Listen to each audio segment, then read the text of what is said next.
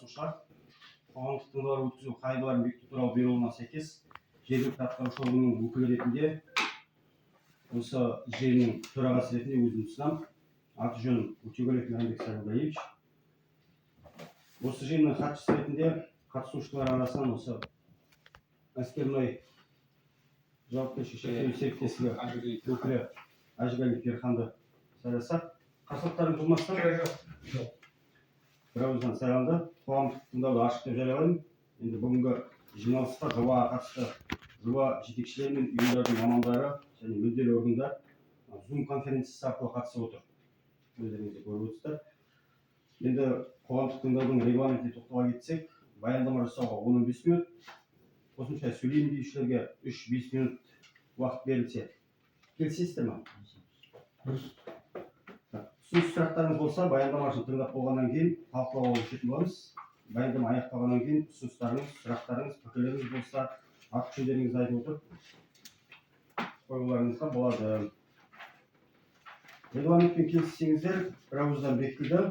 Енді онда келесі кезекте осы жоба бойынша баяндамашыға сөз береміз.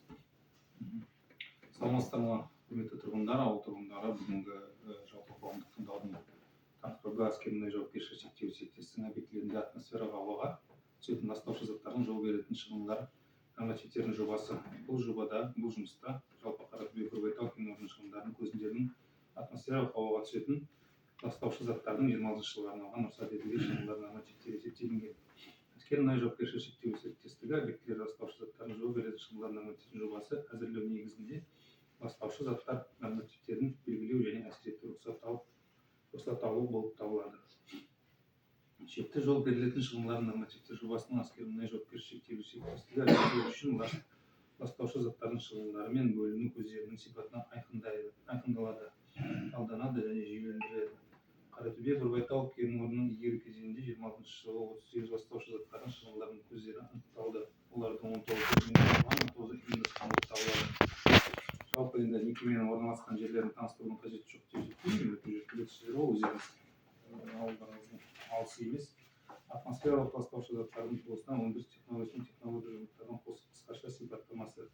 Көкбайтау кен орнында көлікті және жинау мұнайды кәсіпшілік дайындау жүйесінің екі нұсқасы қабылданған. Бірі құбыр қысымы және екі құбыр қысымды.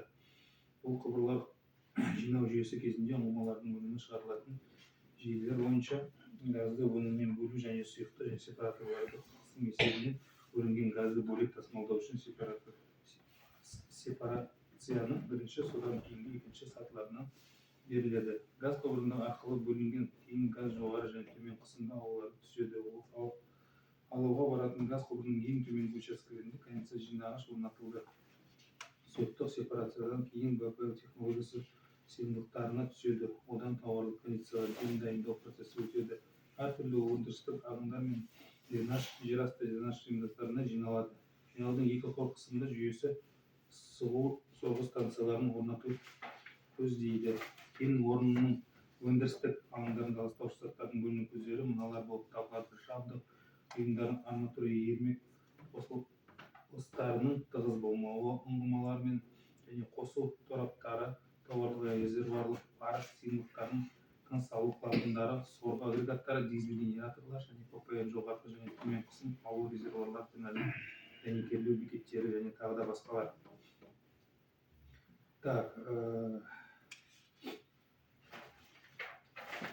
Кәсіпорындарда қалдықтарды басқарумен таныстырып өтейін. Қазіргі уақытта компания қалдықтарды жинау, сақтау және басқа специализированный компания дейді, сол компанияларға тапсыруды жүргізеді. Барлық белгілер үшін қалдықтарды басқарудың бірыңғай жоспары әзірленді. Осыған сәйкес өндіріс пен тұтыну қалдықтарының барлық түзетулерін уақытша сақтауын өңдеу басқарудың бірыңғай жүйесінің қағидалардан тұрады. Қалдықтар түрлерін одан әрі жою тәсілдерін оңтайландыру мақсаттарында олардың қауіптілік дәрежесі және деңгейі бойынша іріктеу ескере отырып, бөлек жиналған жерінде пайда болатын қалдықтардан сәйкестендіру, қалдықтардың осы түрі үшін талап етілетін шарттарға сәйкес қалдықтарды контейнерлерге сақтау. Қалдықтарды сақтауға арналған барлық жәшіктердің қауіпсіздік дәрежесі және деңгейі бойынша таңбаланады. Технологиялық циклдың екінші кезеңінде қалдықтарды жинау және жинақтау болып табылады. Әскер Тургундар жауапкершілігі серіктестігінің түзілетін қалдықтардың бөлек жинау жүзеге асырылады. Өндірістік алаңдарда қалдықтарды жинауға арналған контейнерді орнату үшін арнайы бөлінген орындар жабдықталған. Қалдықтарды жинау қалдықтардың түріне сәйкес арнайы герметика контейнері бөлек жүргізіледі. Ірі көлемдегі қалдықтар болған жағдайда қалдықтардың түріне сәйкес бөлек жиналатын бетон негізінде арнайы бөлінген алаңдарда орналастырылады. Қалдықтарды жинақтау және уақытша сақтау әдістері сақтау кезінде, сондай-ақ өндірісте және тұтыну қалдықтарын құрылыс алаңында аумағынан уақытылы шығару кезінде қаралып отырған аудандардың топырақ жамылғысының бұзылмайды және ластанбайды.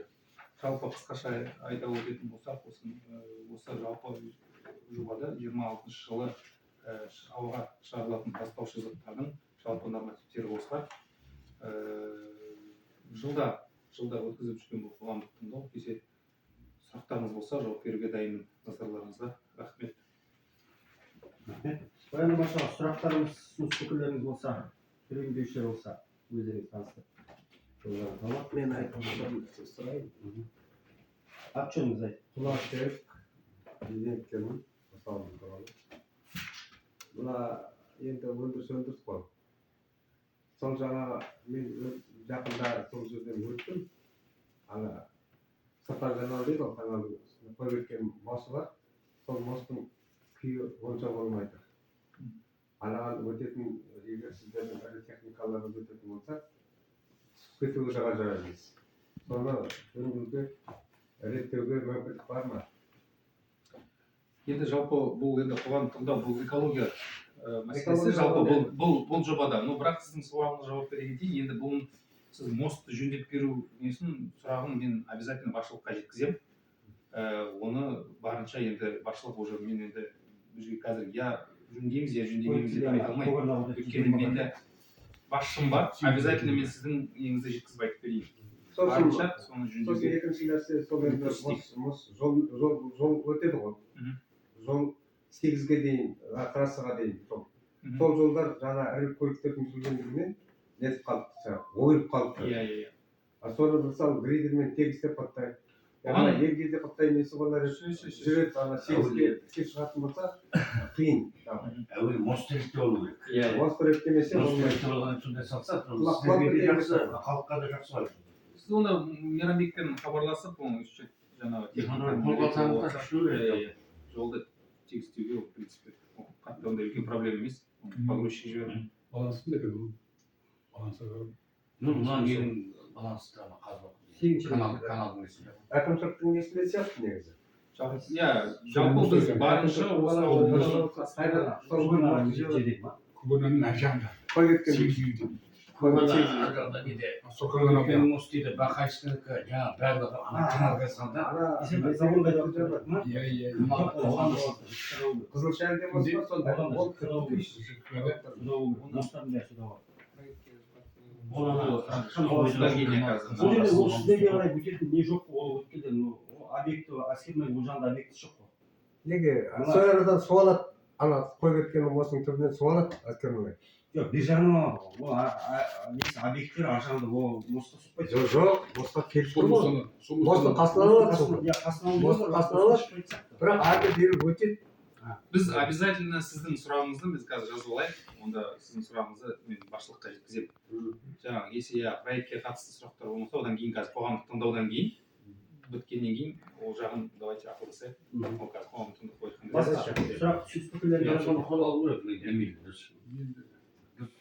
Басқа сұрақтар жоқ болса, онда бүгінгі қоғамдық тыңдауды өткендігі жөнінде баршамыз осы жердегі жиынға қатысушылар қол көтеріп дауыс берейік. Бүгінгі қоғамдық тыңдауды өтті деп бірауыздан есептейміз. Қоғамдық тыңдау жабық деп жариялаймын. Келіп уақыт бөлгендеріңізге қатысқандарыңызға баршаңызға рахмет. Сосын хабарлау